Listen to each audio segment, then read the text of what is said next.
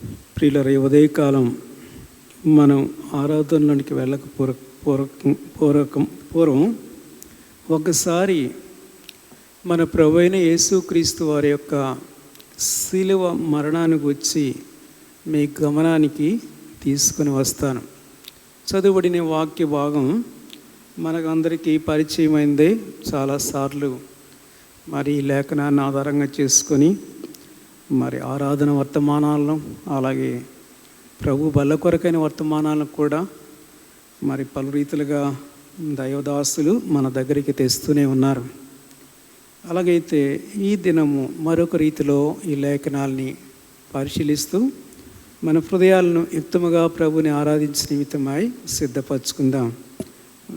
వినండి, ఈ ప్రపంచంలో ఒక నేరస్తునికి వేసే శిక్షా విధిలో రోమా ప్రభుత్వం యొక్క చట్టాలు చాలా చాలా కఠినంగా ఉంటాయి.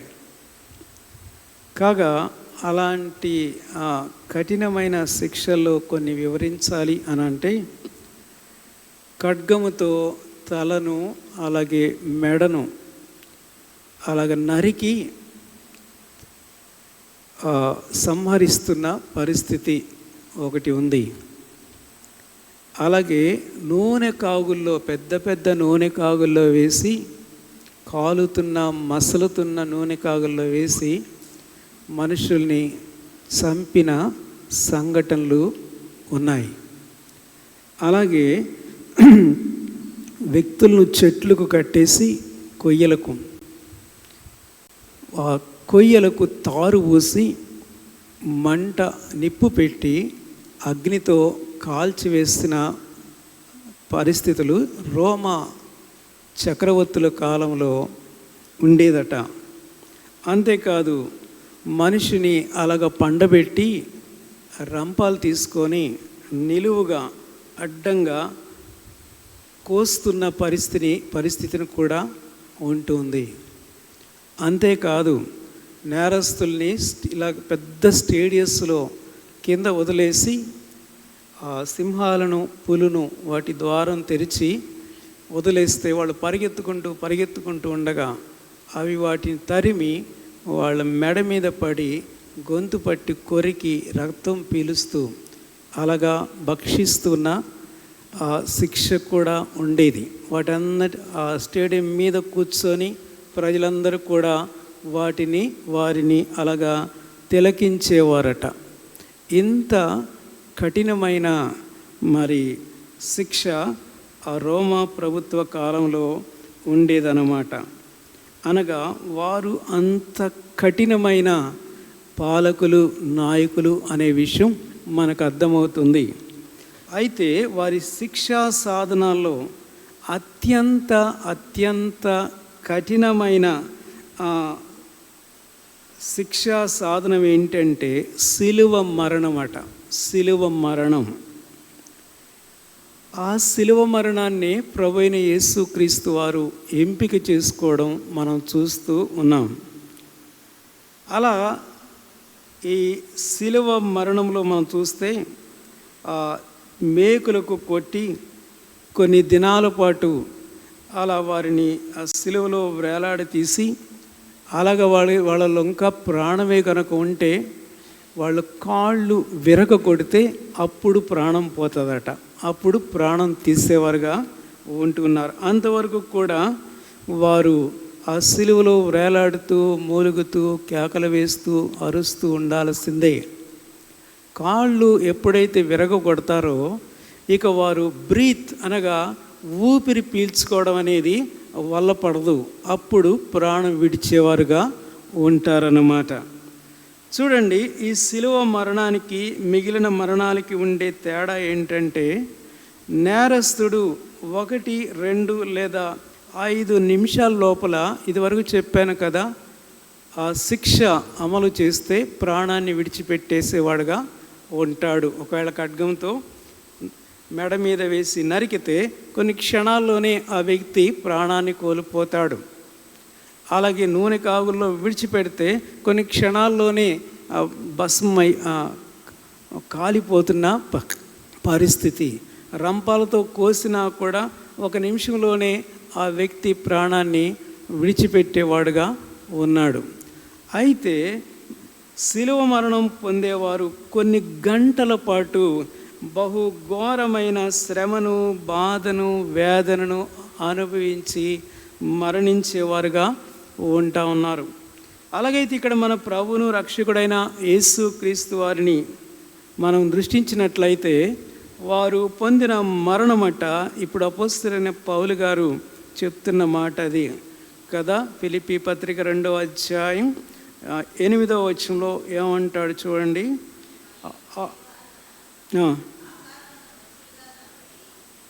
మరణము పొందినంతగా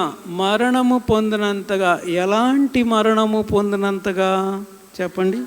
సిలువ అనగా సిలువ మరణము పొందినంతగా అనగా మరణము పొందినంతగా అనగా సిలువ మరణము పొందినంతగా అనగా బహు ఘోరమైన బాధను, శ్రమను పొంది ఆ ప్రాణాన్ని తండ్రి అయిన దేవునికి అలాగా ఆయనే అర్పించేసుకున్నాడు.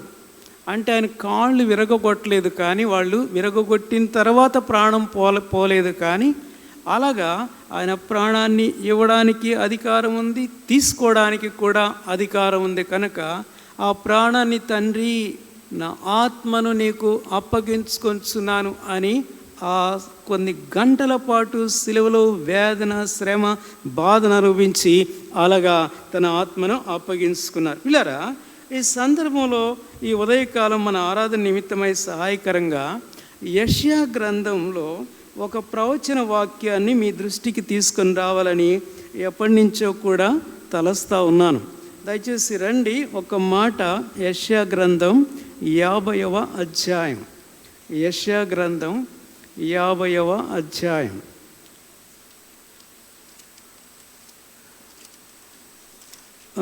ఇది ఒక ప్రవచన వాక్యముగా మనం చూస్తూ ఉన్నాం.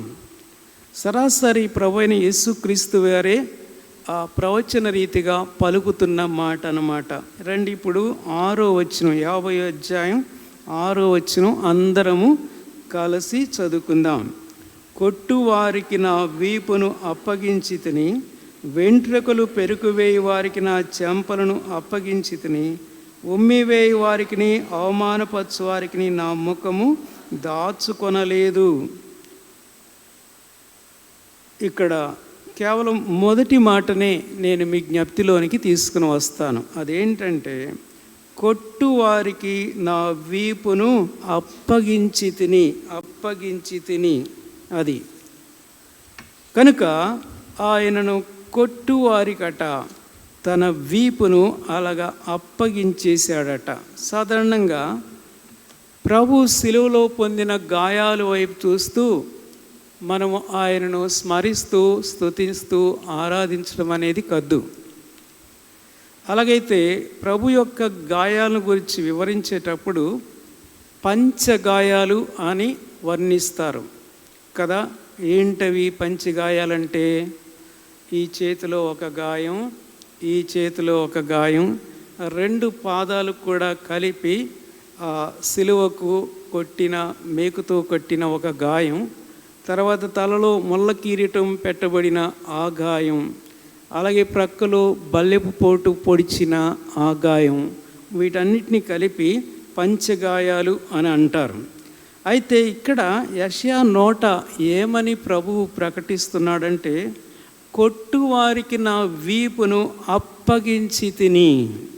పిల్లల, సాధారణంగా మనం యేసు ప్రభు యొక్క గాయాలను గుచ్చి అలాగే ఆయన యొక్క ముఖం వైపు చూస్తూ ఆయన్ను ఆరాధిస్తున్న సందర్భాలు ఉంటున్నాయి. అయితే ఆయన వీపు మనకు కనబడదు. సో ఇక్కడ అంటున్నాడు కదా, కొట్టువారికి నా వీపును అప్పగించి తిని. ఆ దినాన జరిగింది ఏంటంటే, లేదా ఆ రాత్రి జరిగింది ఏంటంటే, ఆ గెత్సెమనే తోటలో రాణువు వారు వెళ్ళి ఆయనను బంధిస్తారు. బంధించి సరాసరి ఆ 2 ప్రధాన యాజకుల దగ్గరికి ఆయన్ను తీసుకుని వెళ్ళడం జరుగుతూ ఉంది. కనుక మొదట ప్రధాన యాజకుడు అనే ప్రధాన యాజకుని దగ్గరికి ఆయన తీసుకుని వెళ్తారు. అక్కడి నుంచి ప్రధాన యాజకుడైన కయపా దగ్గరకు తీసుకుని వెళ్తారు. అక్కడి నుంచి కయపా దగ్గర నుంచి పిలాతు అనే గవర్నర్ లేదా తీర్పు తీర్చే అధికారి చెంతకు తీసుకుని వెళతారు. అక్కడ నిలువబెడతారు. ఇవన్నీ ఆ రాత్రికి రాత్రే హడావిడిగా జరిగిచ్చేస్తారు. తెల్లవారు 6 గంటలకు ముందే ఇన్ని స్థలాల్లో యేసుక్రీస్తు ప్రభుని మూవ్ చేస్తున్న పరిస్థితి మనం చూస్తున్నాం. ఆ రాత్రి బంధిస్తారు. గెత్సెమనే వనంలో బంధించి అన్న అనే ప్రధాన యాజకుని దగ్గర తీసుకెళ్తారు. అక్కడి నుంచి కయపా అనే ప్రధాన యాజకుని దగ్గర తీసుకెళ్తారు. అక్కడి నుంచి గవర్నర్ లేదా ఆ తీర్పు తీర్చు అధికారి పిలాతు దగ్గరికి తీసుకుని వెళతారు. అక్కడ నుంచి అక్కడ పిలాతు ఏం చేస్తాడంటే ఆయనను కొరడాలతో కొట్టిస్తాడనమాట కదా. ఇప్పుడు రండి యోహాను సువార్తకు వెళదాం. యోహాను సువార్త 18వ అధ్యాయం. యోహాను సువార్త 18వ అధ్యాయం. దయచేసి ఈ 18వ అధ్యాయం నుంచి ప్రభువును బంధించిన సంఘటనలు మనం చదవగలం. ఇప్పుడు 12వ వచనం చదవండి.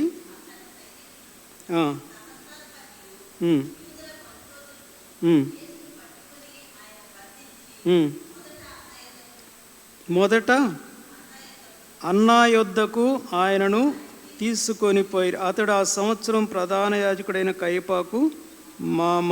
అన్నా యొద్దకు తీసుకొని వెళతారనమాట. ఇతడు ఒక ఇంపార్టెంట్ పర్సన్ అనమాట. ఇక చెప్పాలంటే ఇక నెక్స్ట్ ప్రధాన యాజకుడు కాబోతూ ఉంటున్నాడు.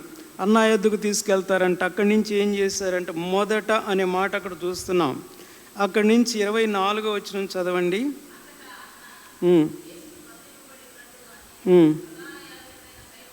ప్రధాన యాజకుడైన కయపా యొద్దకు తీసుకుని వెళతారు. ప్రధాన యాజకుడైన కయపా. దెన్ 28వ వచనం గమనించండి.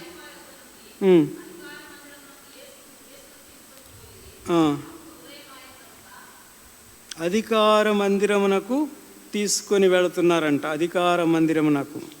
సో కయపా యొద్ద నుంచి అధికార మందిరానికి, అనగా నాటి కాలపు అధికారి పిలాతు అనమాట కదా. 33వ వచనం చూడండి.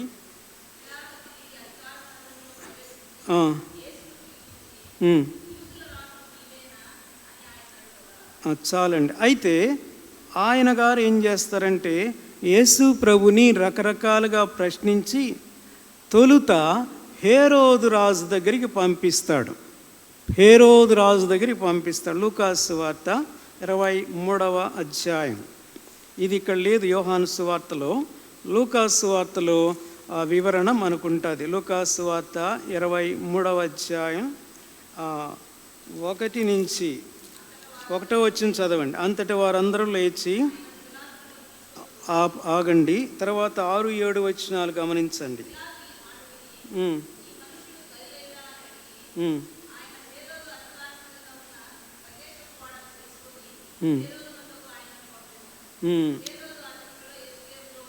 చాలండి. హేరోదు దగ్గరికి పంపిస్తాడు. అప్పుడు హేరోదు మరలా ఏం చేస్తాడంటే మరలా పిలాతు దగ్గరికి పంపించడం జరుగుతుంది.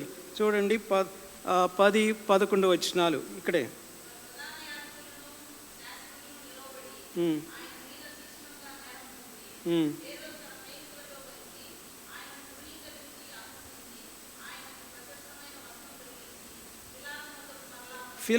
పిలాతునొద్దకు మరలా పంపిస్తాడు. అలాగైతే ఇప్పుడు మరలా యోహాను సువార్త 19వ అధ్యాయానికి రండి. యోహాను సువార్త 19వ అధ్యాయానికి రండి. ఇప్పుడు మొదటి వచనం అందరం కలిసి చదువుకుందాం. యోహాను సువార్త 19వ అధ్యాయం మొదటి వచనం. అప్పుడు పిలాతు యేసును పట్టుకొని ఆయనను కొరడాలతో కొట్టించెను. ఇది ప్రవచనం. అందుకని యెషయా గ్రంథం 56లో ఈ ప్రవచనాన్ని మనం చదివాం. ఏంటది అంటే, కొట్టువారికి నా వీపును అప్పగించి తిని. ఆయన వీపును దేంతో కొట్టారు చెప్పండి? కొరడాలతో కొట్టారన్నమాట. అది ఇక్కడ అదే చూస్తున్నాం 19వ అధ్యాయం 1వ వచనంలో. ఈ పిలాతు యేసును పట్టుకొని ఆయనను కొరడాలతో కొట్టించెను. అక్కడ ప్రవచనం ఏంటంటే, కొట్టువారికి నా వీపును అప్పగించి తిని అనగా కొరడాలతో ఆయన వీపును కొట్టారు అనే విషయం మనం సాధారణంగా రోమీలు ప్రియులరా చట్ట ప్రకారం ఒక నేరస్తుడైన వానిని ఎన్ని కొరడా దెబ్బలు కొట్టేవారంటే మీకు తెలుసు. ఎన్ని కొట్టేవారు? 39 దెబ్బలు కొట్టేవారు. అనగా 1 తక్కువ 40 కొరడా దెబ్బలు కొట్టేవారు అన్నమాట. ఈవెన్ ధర్మశాస్త్ర గ్రంథంలో కూడా ఇశ్రాయేలుకు కూడా అదే చట్టం. 39 కొరడా దెబ్బలు కర్రలతోనైనా ఒకవేళ కొరడాలతోనైనా 40 కొట్టకూడదన్నమాట ధర్మశాస్త్ర చట్టం. అయితే ప్రియులారా గమనించండి, వారి కొరడాలు అంత నెమ్మదికరమైన విధానంలో మనకు కనబడం. రోమీల కొరడాలు చాలా హార్డ్గా ఉంటాయి. ఇశ్రాయేలీల కొరడాలు కాస్త సాఫ్ట్గా ఉంటాయి, కానీ బహుశా తాళ్ళు పేని తాళ్ళతో కాస్త బలమైన తాళ్లతో కొట్టే విధానం ఉంటుంది.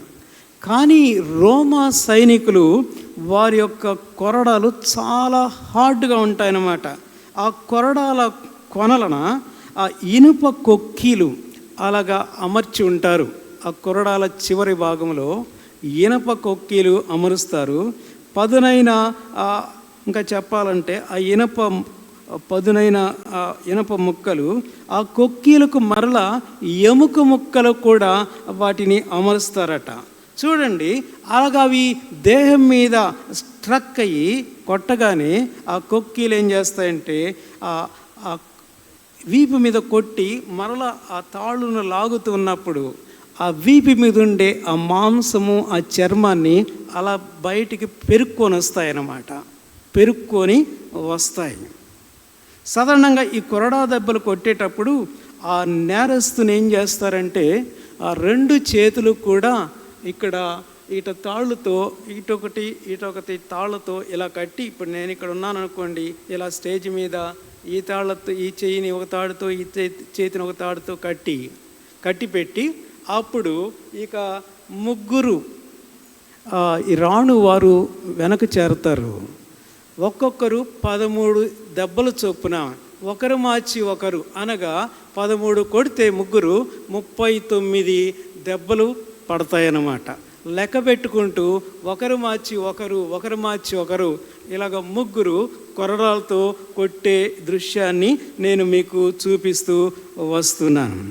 సో ఈ విధంగా మన ప్రభువైన యేసుక్రీస్తు వారి వీపు వైపు చూస్తూ ఉంటే ప్రియులరా, ఇక ఆయన వీపంతా కూడా చిదురు అయిపోయిందన్నమాట.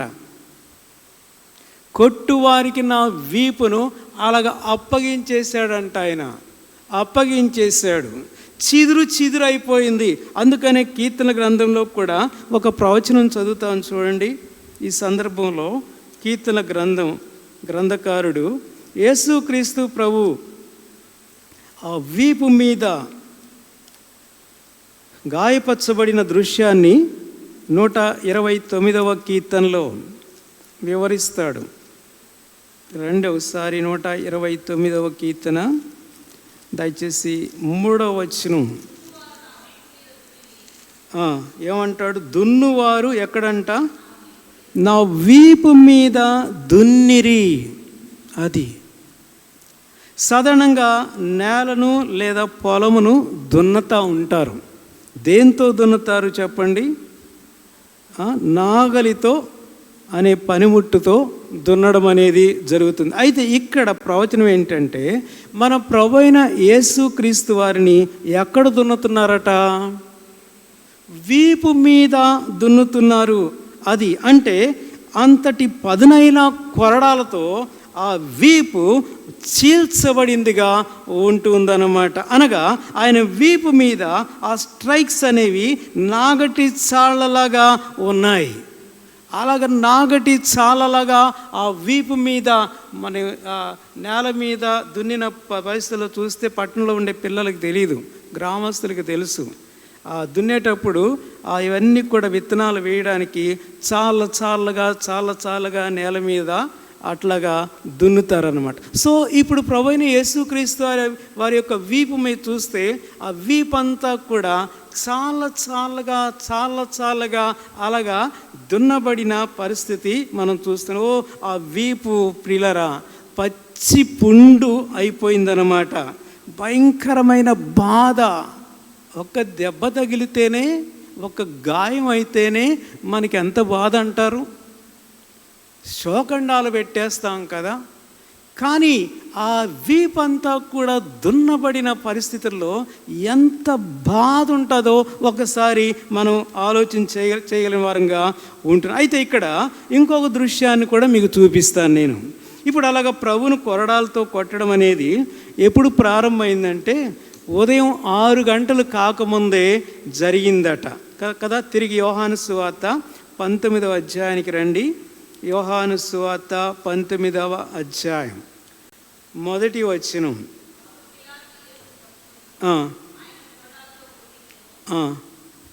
చాలు. కొరడాలతో కొట్టించిన ఆ తదుపరి ఆయన మరల పిలాతు న్యాయపీఠం దగ్గరికి తెచ్చి నిలవబెడతారు. ఇప్పుడు 13, 14 వచనం చదవండి.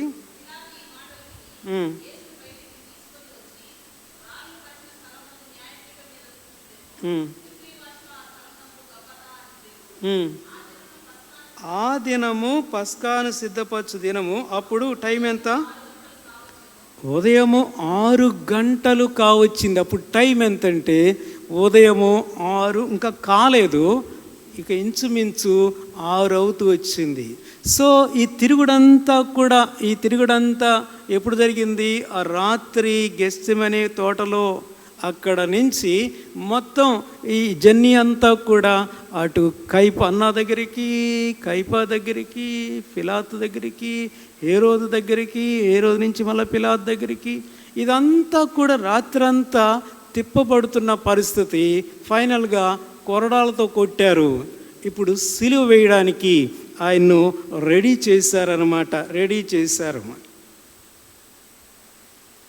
అక్కడి నుంచి 6 గంటల నుంచి గొల్గతా శిఖరం వైపుకు యేసుక్రీస్తు ప్రభుని తీసుకుని వెళ్తారు. ఎలాగెళ్తున్నాడు ఆయన ఆ సిలువను ఆయనే మోసుకుంటూ ఆ శిఖరం మీదకి ఎక్కుతూ వెళుతున్న దృశ్యం మనకు కనబడుతుంది.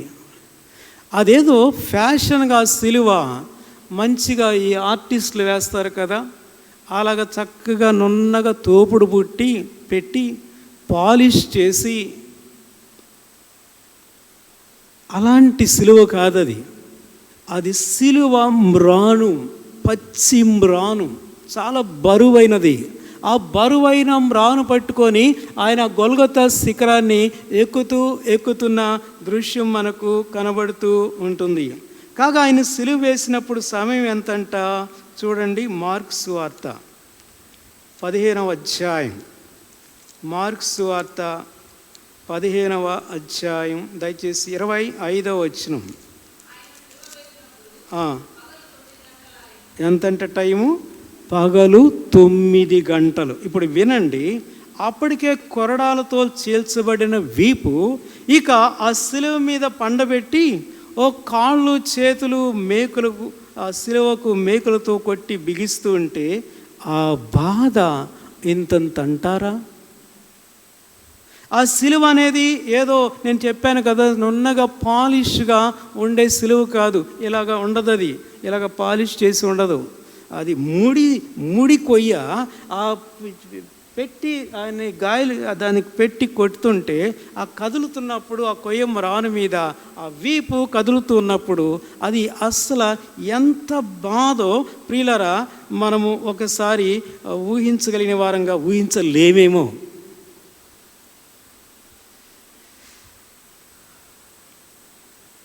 అలాగైతే ఆ పచ్చి పుండైపోయిన ఆ వీపు ఆ కొయ్య మాను మీద ఆనుకుంటే విలవిలలాడిపోయే పరిస్థితే కదా.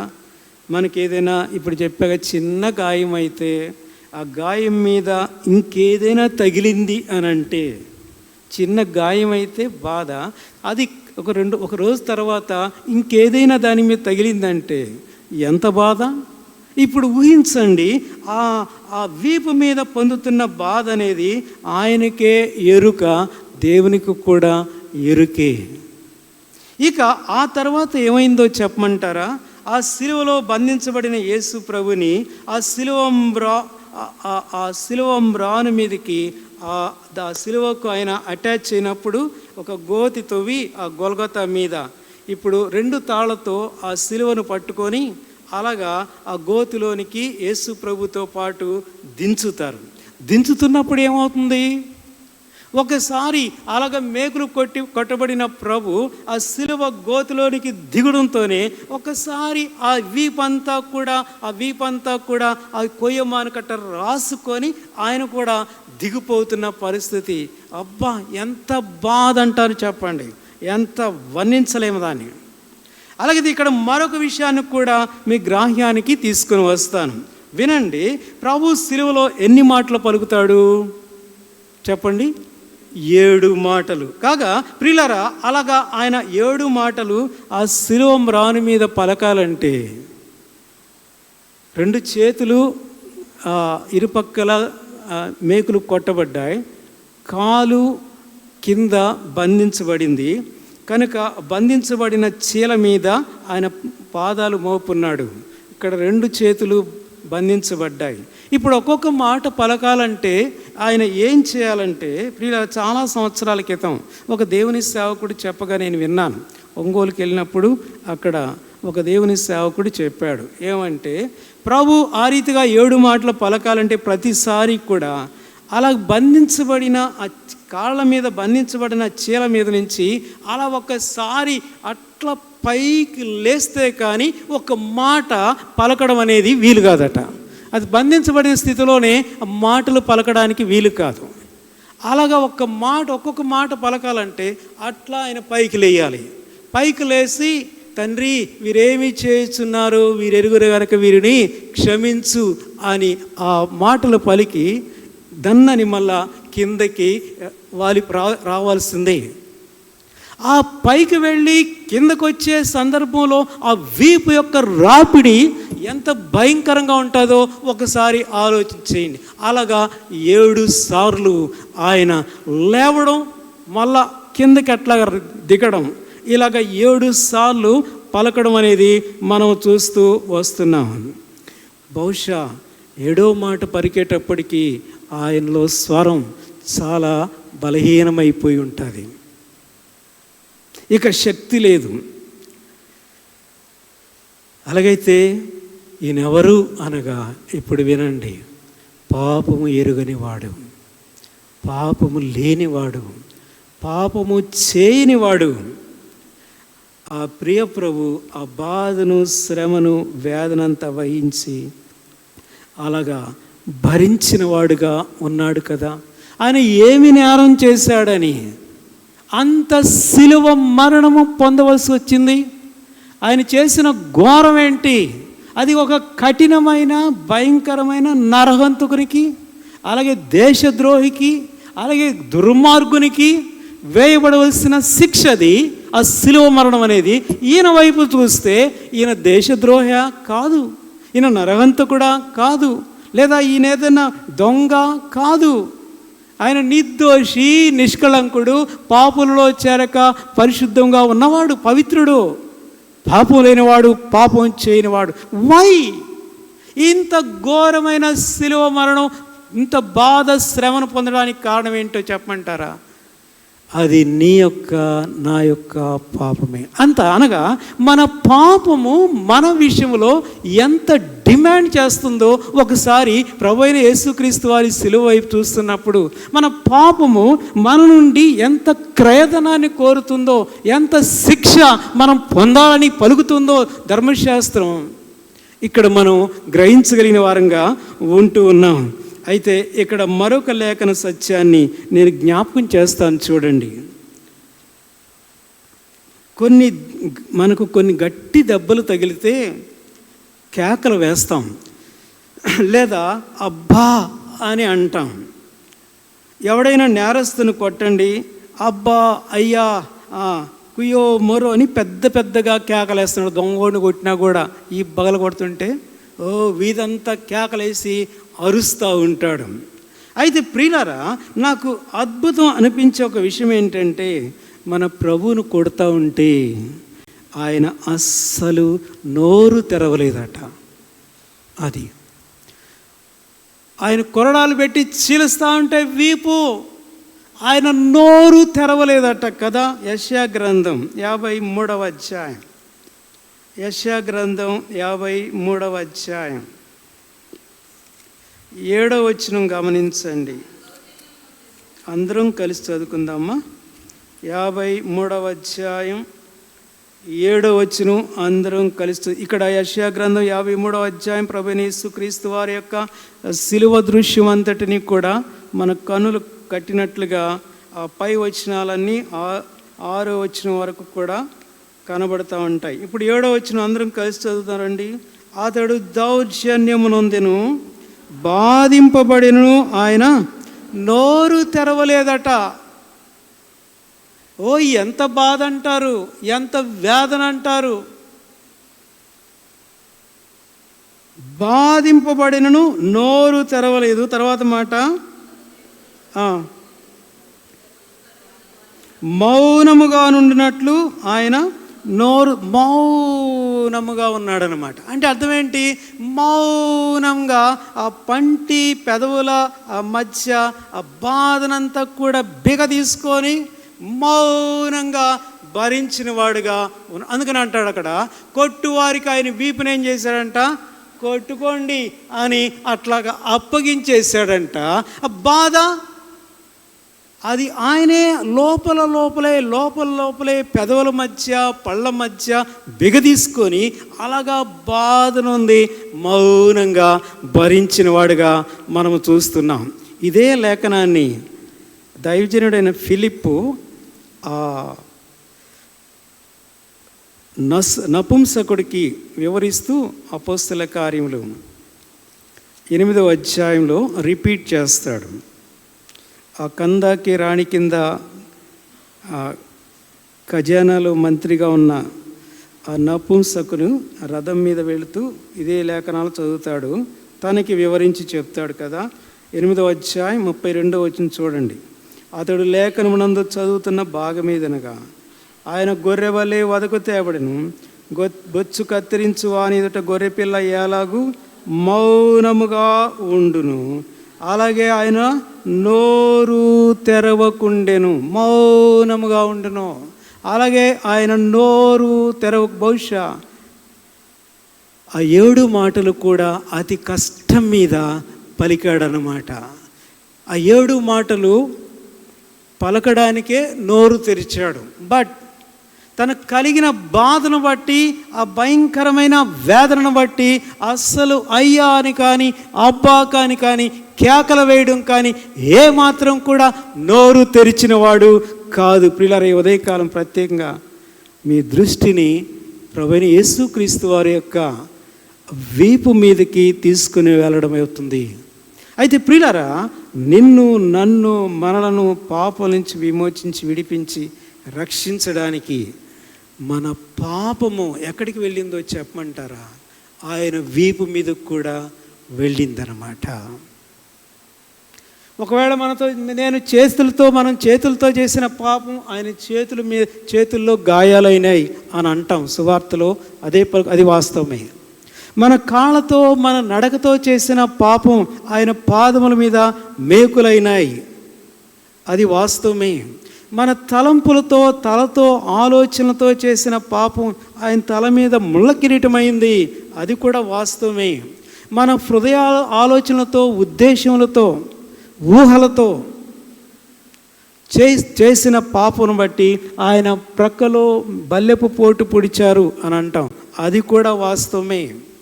ఇలాగ మన ప్రతి అవయవంతో చేసిన ప్రతి పాప నిమిత్తమై ఆయన నిర్దోషమైన చేతులు, కాళ్ళు, శిరస్సు, హృదయము యావత్తు కూడా గాయపరచబడింది, వాస్తవమే. పంచగాయములు పొందినవానిగా ఆయన ఉన్నాడు, వాస్తవమే. అయితే మన యావత్ పాపము కూడా, పాపం యొక్క భారం అంతా కూడా ఆయన శిలువ మ్రాని మీద, ఆయన వీపు మీద వేసుకున్నాడు అనమాట. అది ఎంత ఘోరమైన శ్రమకు ఆయన లోనవుతున్నాడో చూడండి. యావత్ మన పాప భారం అంతా కూడా, లోక పాపమును మోసుకొని పోతున్న దేవుని గొర్రెపిల్ల ఎక్కడ వేసుకున్నాడు అని అంటే ఆయన వీపు మీద వేసుకున్నాడు. దాని బాధ ఇంతవరకు విన్నాం, వర్ణనాతీతం. అందులో నీ పాపం యొక్క శిక్ష లేదా? నా పాపం యొక్క శిక్ష, నా పాప భారం కూడా ఆయన తన వీపు మీద వేసుకొని దాన్ని భరించిన వాడుగా, మౌనంగా సహించిన వాడుగా ఉంటున్నాడు కదా. ఈ ఉదయకాలం ఇది విన్న మనం, లేఖనాలు చదువుతున్న మనం, నీ ఎడల నా ఎడల మన విమోచన కొరకై, మన రక్షణ కొరకై, మనం ప్రేమించిన వాడై ఎంతగా శ్రమనుంది, వేదననుంది, బాధ వ్యాకులత నొందిన వాడిగా ఉన్నాడు చూస్తున్నామా? అందుకనే ఒక మాట అంటాడు యెషయా గ్రంథంలోనే, ఒక హిజ్కియా ఈ మాట పలుకుతాడు చూడండి. రాజైన హిజ్కియా మరణకరమైన వ్యాధి వస్తుంది. ఆ తర్వాత దేవుని మాటను బట్టి స్వస్థచిత్తుడు అవుతాడు. ఆయన ఒక పాట రాసుకొని పాడతాడు. అది గ్రంథస్థమైంది. 38వ అధ్యాయం, యెషయా గ్రంథం 38వ అధ్యాయం. బహుశా ఇది కూడా ప్రవచన వాక్యమే అని చెప్పాలి కదా. యెషయా గ్రంథమే ప్రవచన గ్రంథం. సో ఇప్పుడు 17వ వచనం అందరం కలిసి చదువుతారండి దయచేసి. యెషయా 38:17. మిక్కుటమైన ఆయాసము నాకు నెమ్మది కలుగుటకు కారణమాయను. నీ ప్రేమ చేత నా ప్రాణమును నాశనమను గోతి నుండి విడిపించింది. తర్వాత మాట, ఎక్కడంట? నీ వీపు వెనుక తట్టు నా పాపములన్నీ నీవు పారవేసితివి. ఎక్కడికి వెళ్ళాయంట మన పాపాలన్నీ కూడా? హిజ్కియా పాపం ఆయన వీపు వెనక్కి వెళ్ళిందంట. అలాగైతే మన పాపాలన్నీ కూడా ఇప్పుడు చెప్పండి ఎక్కడికి వెళ్ళిపోయినాయి? ఆయన వీపు వెనకకి వెళ్ళిపోయినాయి. నీ వీపు వెనుక తట్టు నా పాపాలన్నీ నీవు పారవేసితివి. హిజ్కియా పాపాలన్నీ కూడా ఆయన వీపు వెనక తట్టుకి వెళ్ళిపోయినాయి. అనగా ప్రియులారా, ఇక్కడ మనం ఎరగవలసిన ఒక సత్యం ఏంటంటే, ఏ పాపపు శిక్షణ అయితే ఆయన తన వీపు వెనక భరించి సహించినాడో, ఆయనందు విశ్వాసం ఉంచి క్షమాపణ పొందిన ఆ వ్యక్తి దోషమును ఇక ఆయన ఎన్నడూ కూడా దృష్టించడం. ఉదాహరణకు మన వీపు వెనక ఏముందో మనకు కనబడుతుందా? మన ముందు భాగం ఏముందో అంతా మనం చూసుకోవచ్చు. అంత ఈజీగా, ఈవెన్ అద్దం ముందు నిలబడినా ముందు మన ముఖాన్ని చూసుకోవచ్చు. కానీ మనం వీపు చూడాలంటే అద్దం వెనక్కి తిరిగి కూడా అద్దంలో నుంచి చూడలేం, ఒకవేళ ముందేదైనా అద్దం పెట్టుకుంటే తప్ప. ఇక్కడ నా పాపములు నీ వీపు వెనక తట్టు వేసుకున్నావు అంటే అర్థం ఏంటంటే ఆయన అసలు ఇంకా వాటిని దృష్టించాడు అనమాట. ఇక ఆయనకు కనబడవు. ఏ పాపమైతే ఆయన వీపును అంతగా చిదురు చేసిందో, ఆ వీపులో నుంచి చిందించిన ఆ ప్రశస్తమైన రక్తం చేత మన పాపులు ఒప్పుకున్నప్పుడు క్షమించి శుద్ధీకరించి అసలు ఎన్నడూ కూడా ఆ పాపాలు ఆయన దృష్టించాడు అన్నమాట. ఎంత మంచితనం క్రీస్తులో ఇక్కడ మనకు కనబడుతుందో ఒకసారి చూడగలం కదా. అవును, కనుక అపోస్తలుడైన పౌలు గారు ఫిలిప్పీ పత్రికలు అంటాడు, ఆయనట శిలువ మరణము పొందినంతగా దేవునికి విధేయత చూపించాడు. ఇదిగో లోకంలోకి వెళ్తున్నావా? శరీరాన్ని ధరించుకొని లోకంలోకి వెళ్తున్నావా? మానవాళి పాపాన్ని భరించడానికి సంసిద్ధుడిపై వెళ్తున్నావా? ఇదిగో నువ్వు ఎంపిక చేసుకోవాల్సిన మరణం ఏదేదో కాదు, కానీ శిలువ మరణం. అలాగైతే ఆ శిలువ మరణానికి విధేయత చూపించగలిగితే వెళ్ళు. అందుకని అంటాడు, శిలువ మరణము పొందినంతగా విధేయత, అంటే తండ్రి అయిన దేవునికి విధేయత చూపించి. అలాగా ప్రియులరా, మన శ్రమను ఆయన భరించి ఈ రక్షణ, విమోచన, పాపక్షమాపణ, శుద్ధీకరణ, నీతి ఇవన్నీ కూడా ప్రభు ఆయన రక్తం ద్వారా మనకు సిద్ధపరిచిన వాడుగా ఉన్నాడు కదా. ఆ మేరకు ఈ మాటల ద్వారా ఈ ఉదయకాలం మన హృదయాలను, ఈ మాటలు మన హృదయంలో పదిలిపరుచుకున్న వారమై నేటి మన ఆరాధన స్తుతులను సిద్ధపరచుకుందుం గాక. దయచేసి లేచి నిలబడి